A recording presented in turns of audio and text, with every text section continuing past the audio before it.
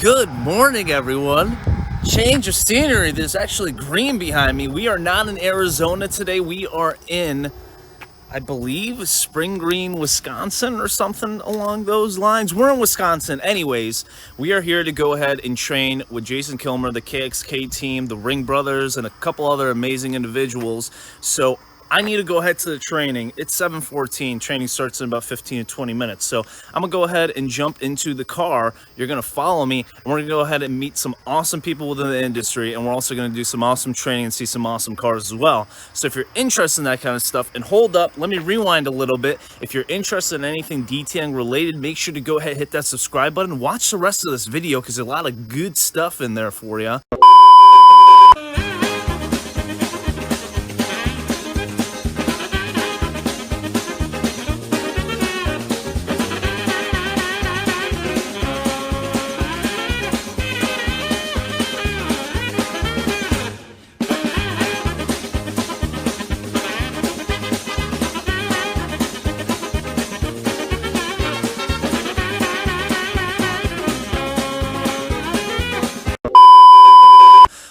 But yeah, I got way too much energy for waking up about 5 minutes ago. So today should be a good day. Thank you so much, guys, and welcome to the CarNewba Detailing YouTube channel. Let's go ahead and have some fun.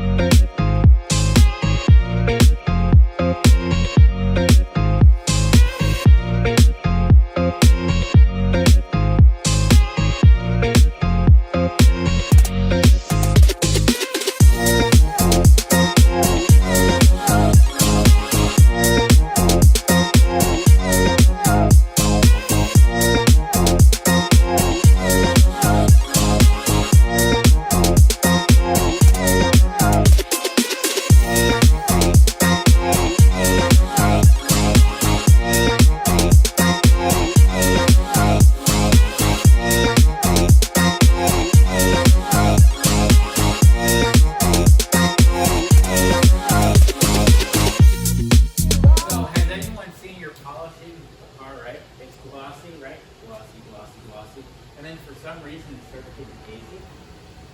Like the gloss, you tend to lose the gloss. Anyone know what I'm talking about? I don't know what I'm talking about. Guess what that is? You're getting real thin. Yeah. Mike Phil's whisper thin. Whisper thin. Yeah. And look at it. And if you look at it a month later, it probably doesn't look whisper thin anymore. It looks like it's a complete breakthrough because it's lost its ability to block UV, and it deteriorates. Continues to deteriorate. It's almost like if you hit a plastic bumper and it has a lot of people in here have probably done it. You got a plastic bumper, somebody pops it, they don't want to pay to have it repainted or fixed. You use a heat gun, roll it out from the back, or just heat gun it and it pops back out, but it's already fractured the paint. Like, oh shit, looks great. You know, like we can polish this up, it looks good, they're gonna be super happy, and they are super happy.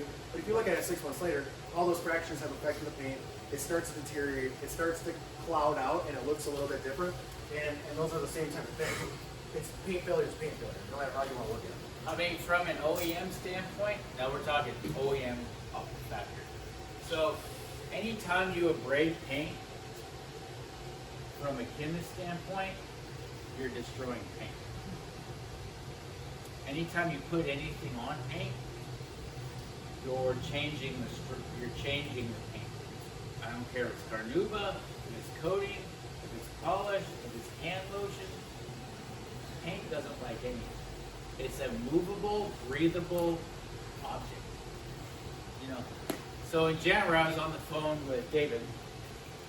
My own business going down teaching class with Steve, and a deer ran out and hit me going down the freeway. As I was talking to Dave, I said, "Crap! I gotta get a phone. A deer just ran into my car. Totaled the car. Where the deer made the impact on the hood of his head, completely smashed the hood, but didn't crack the paint." Was she okay? The deer, I don't know.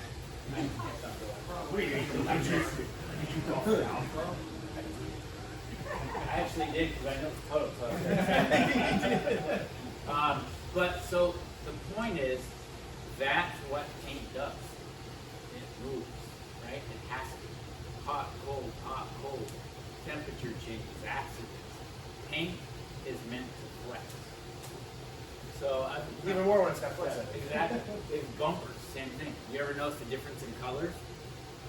So I was talking to a guy from Exalta, and he goes, "You ever notice why on Toyota trucks, Toyota Tacomas and Tundras, why the beds are different from the cabs?" I said, "Yeah, why?" He goes, "Because the cabs are painted in the United States of America, and the beds are painted in Mexico."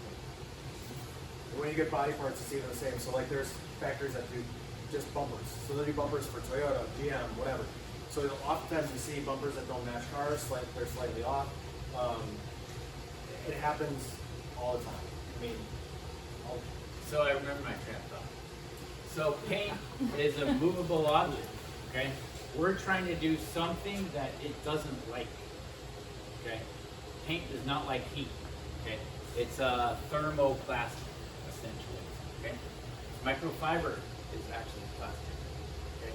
So plastic doesn't like heat. So any type of movement, and even a sanding block, creates friction, okay? There's some sort of heat or warmth. It doesn't like that. When you put a chemical on paint, maybe it's a solvent like a coating. Paint generally, from a general standpoint, doesn't like it. So we're trying to make it look its best. All right, guys, so we just went through the first part of day one when it comes to Gloss University training. We went over some paint history, paint dynamics, and layers and all that good stuff, and also went over the specifics on how to really use and optimize your paint thickness gauge to use in proper situations and scenarios. Now we're gonna go ahead, after lunch, jump into the actual physical training of Gloss University. We're gonna jump in and kind of play a little bit of a game. Basically what Jason Kilmer had us all do is pick one type of sandpaper, one type of block, one type of pad, one type of polisher, and one type of compound to best remove 400 grit sand marks without removing the texture or orange peel of the paint. So it's going to be a bit challenging. Everyone had their different options and opinions on what they're going to be using and all that good stuff, but at least it's a good test of skill on you and your personal polishing skills and how well in tune you are with the stuff that you think you know how to use properly. So it's going to be really awesome to see, how I perform, how everybody performs, and compare and contrast pretty much everything when it comes to polishing choices and all that good stuff as well. So besides that, I want to show you guys something really cool. So here are the test panels we're going to be working on. Obviously, these are repainted test panels, and there's a lot of clear coat on top of them. But what I really want to show you guys is this lighting system over here. You got kind of like your regular spotlight scan grip. You also have a scan grip right over there. But you can see that there's a light diffuser on these, which is pretty interesting. So these are coming out on the market pretty soon. But basically what these are for is to not go ahead and find scratches and swirl marks and things like that in the paint, but to go ahead and find other types of defects and also texture, orange peel and things of that nature, maybe different types of marring that leave texture behind the surface of the paint. You see it a lot better with diffused light. Now, something that I use, that I've been using for some time now, you guys have been seeing on my Instagram and all that good stuff, I personally use photography and videography lighting because they have the option of the diffuser with and without, and you can pull it on and put it on as much as you want, and it's great diffused lighting. And you can also change the temperature of those lights as well. I've been using it at my shop for a few months now, and they really perform awesome. But I really use them to find different types of defects and also find texture as well through the paint. So an option for you guys to check out. I'll leave a link in the description below. But besides that, we'll hop on when we start the actual physical training and show you what's going on. Use black on this. Is there a particular guide coat you don't want to use? No. I mean, and if you're in a pinch, you can go get some, go to the hardware store and get line chalk. Yeah, okay. I've used Sharpie, but I found out when you sand Sharpie, guess what? It doesn't go away. Yeah, neither does grease pencil. Circled my problems with the grease pencil. After I sanded it doesn't go away. It just was all in the paint. I had to repaint the whole hood. Okay, you see how it goes in the scratch? Oh, wow. Okay.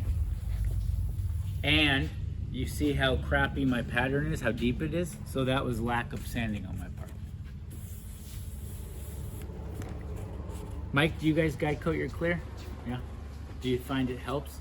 Oh yeah, it's a whole different you can't do it like on fresh clear, it won't stick. But as soon as you do your first layer, like me, I'll do 600 and then I'll guide coat it, the 600 that I did, and then re-600 it.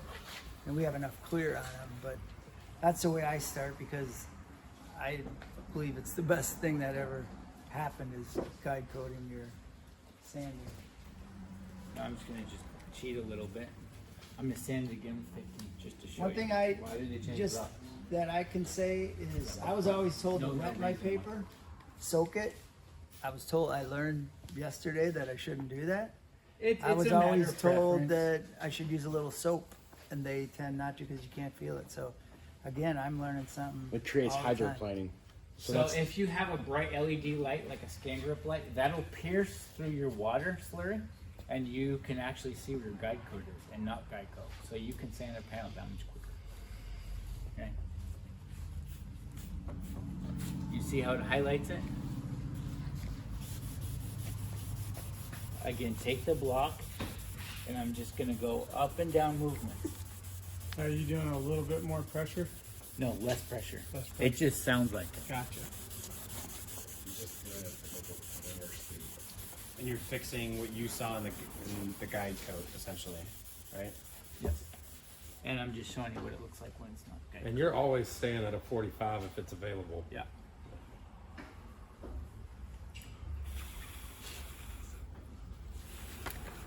Okay. You see the difference in color, how it's getting finer? Yeah. Okay. The reason why is a couple things. A, it's because now I use the foam side, is number one. But really, now that I'm using a flexible block, it's able to hit more of that panel at a microscopic level that we can't see. So the harder the surface of the block, you get more cut that way? Because The you have no softer- movement. Yeah. Yeah. Yeah. You know, a lot of guys, will use aluminum blocks. I think on clear, there's sometimes where it's too hard of a material, especially when you get into here, you get gouging, right, Mike? Mm-hmm. And guess what? You can't get rid of gouging. And so I might use a more softer block, or like say a softer foam, but a stiff block. Now, it's all a matter of preference, really. But that is, in a nutshell, how we do it. Gotcha.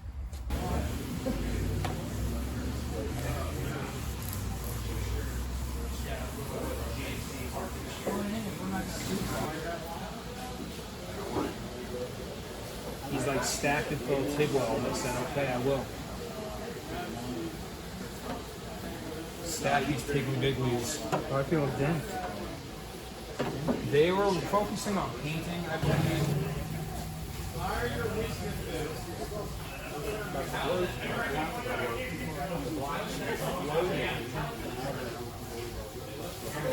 You know what? Here.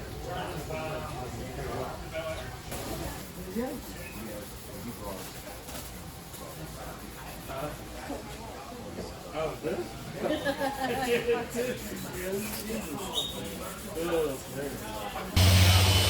All right, guys, so I've been working with a rotary, actually. I'm using the Rupes rotary, reason being I don't really have too much experience finishing with a rotary, so I really wanted to test myself out and kind of challenge myself a little bit. And I think I did pretty good on my first go around. So basically I'm gonna show you a panel, scuffed up with 400 grit, cut through with 2000 grit, and then we went ahead and compounded it out. I used the Rupes Miele, McGuire's 101, and then I finished off with a rotary medium cut foam pad, and then also Oberth's finish and polish. So let me show you what's going on. So really not too bad. There's still some heavier marring and scratching from the 400 grit, but we're limited on our resources. We're challenging ourselves choosing one type of sandpaper and one type of pad and compound, but no holograms. That's what I'm really surprised about. I didn't get any holograms when I was finishing off with the rotary, so I'm kind of happy about that. All right, guys, so day one of training is out of the way. We're gonna go head back, relax a little bit, and we're all gonna have dinner together. It's been a great day so far. We went over wet sanding, denibbing, different types of defects, all that stuff, how to remove scratches without removing texture in paint as well, how to remove orange peel, all that good stuff. And I also tinker today with how to rotary polish, how to finish with a rotary and all that good stuff. Jason and David helped me out a lot on that. So it's really nice to kind of be able to be teamed up with an individual like Jason or like David or like Knox throughout the training. Each instructor basically had 4 to 5 people to go ahead and train. So it's nice to have that one-on-one kind of connection throughout that training and ask questions and get that help. So that was a really awesome thing about Glossy University compared to some of the other trainings I've been to that have been more on kind of like a mass scale where you kind of have to raise your hand in a classroom to get your question answered.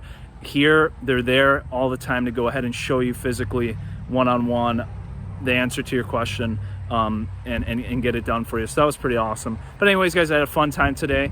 We got tomorrow morning coming up as well, but we're going to go head out to dinner, probably do a podcast later tonight with some of the guys as well, and just have fun doing it. So I really hope you guys enjoy this vlog so far, and I will see you guys in a bit. Or how much for real good detail? Okay. No exaggeration, this is what I say. All right? It is how you say it. It is the tone that you deliver. If you are a snarky asshole, I'm gonna get defensive, okay? So I'm gonna make this a laughing matter, all right? So say that again. How much for a good, what, dollop? Is that what you said? Okay. Sir, with all due respect, we're not your normal detail shop. So when you come in here and you say how much for a good dollop, essentially that's like going to a restaurant and saying how much for food. Yeah. I'm A here good to, restaurant. I'm here to help you. So what I need to know are a couple very specific things. Is the exterior your main concern? Excellent. Let's walk around the vehicle together. We're gonna walk around the car. Why are we doing that? Qualified. Qualify them. There's another reason, very important reason. It's a very sneaky reason, okay? To see what the scratches done. If there's damage to this vehicle and they don't know about it, which is very, very common, and if you're the last person that leaves, or you're the last person that touched it, you're fucked. You want to pay for that? No. Walk through these cars. Look at these cars. Do not get jumped or jazzed up because you know for damn certain that this is about to be a $700 or $1,500 job. Do not get geared up. Do not show excitement. It is your job to speak to this individual in a manner as though they are comfortable. And once they see the prestige from your knowledge, without being a showboat, they'll start to feel more comfortable. When they start feeling more comfortable, that's when that pocketbook opens up. Does everybody understand that? Yeah. GU. So what we're gonna do is we're gonna walk around the vehicle. Okay, so what I've noticed is you got a couple transfer marks. You definitely have some very serious defects going on here. Can you identify these patterns? Can you see these? Excellent. Okay, so there's some standard stuff in here. It's very minimal. Not to worry. This is more deep, so when we're addressing this, the rest of this will disappear. Okay? We go around the vehicle. I show a couple other scratches. The deeper scratches, this is as rudimentary as it gets. Take your thumbnail and lightly run it over the scratch. If it catches it slightly, you know you got something that you need to be working on, all right? In OEM, I'm gonna go ahead and give you this little gem. In OEM paint systems, 1,500, 2,000, 3,000. 1,500, 2,000, 3,000. That's home. Stay home. Do not go 1,000. Do not go 1,200. Do not go 1,200.4. I want 1,500, 2,000, 3,000. 1,500 stays in the back. That's Big Daddy needs to play, everyone has to die. Okay? So really, it's 2,000, 3,000. A lot of the times when we're sanding, the largest question I get, or the most commonly asked question is, where do I start? Okay, so you're in the middle of the street. One way's going really fast, that's 1,500. One way's going kind of slow, that's 3,000. There's a median right there, right in the middle, concrete, that divides the two. That is 2,000. 2,000 is safe. Now, if you're using a reader, like what you have with Kilner just did, and he showed you that you got very light little areas, what's that say? Go back. That you need to start in the middle and go lower. So it is our objective to take every defect out of this panel as safely as possible. Does that sound good? Yeah. Let's rock and roll. Hit them with the price. Get them to sign. Take a deposit. It's done. Done. Any questions? That easy. At what point of the customer did you sneak out through the queue in the shoe? Oh, when he was there, yeah, I told him that there was a puppy inside, and he got really excited, and then I just fucked his shit up. Are there any other questions? Hey guys, I just want to jump in real quick now that we're nearing the end of the video. If you waited this long and watched the whole thing, I really appreciate you watching. But I also wanted to add, I wish I was able to go ahead and throw in even more education and training throughout the video, but I just want to be respectful of the training and the instructors. I didn't want to throw out all the secrets and tidbits of information that we had in the training. If you have the opportunity to go and check out Gloucester University, attend a training, trust me, it's worth it, and you're really going to have a great fun time. Besides that, guys, I just want to tell you one of my biggest takeaway from this training, and then also just all the trainings I've been attending and all the events and everything that I go to and you see on the YouTube channel, is that there is no real wrong way of polishing or detailing a car. As long as you're not damaging the vehicle in any way, you're having fun, and you're getting the results that you want to get, that's all that really matters. I mean, look at these clips of Jason and Noxie and all these professionals throughout our industry that put out some of the best results on some of the most expensive show cars for some of the biggest events in the world, and look how they polish. It's probably completely different from the standard 3x3 section at this type of speed and this and that, because I can't tell you how many times in the comment section people have been telling me I've been polishing wrong, I'm polishing too fast, I'm polishing too slow. At the end of the day, if you're getting the results and you're doing it safely for yourself and the vehicle, that's all that matters.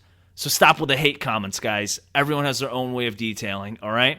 But again, thank you so much for watching. I appreciate your support. If you haven't already, hit that subscribe button, hit the like button, and if you have any questions at all, throw them in the comment section below, and we're more than happy to help out. Thanks again, guys, and have a wonderful rest of the day.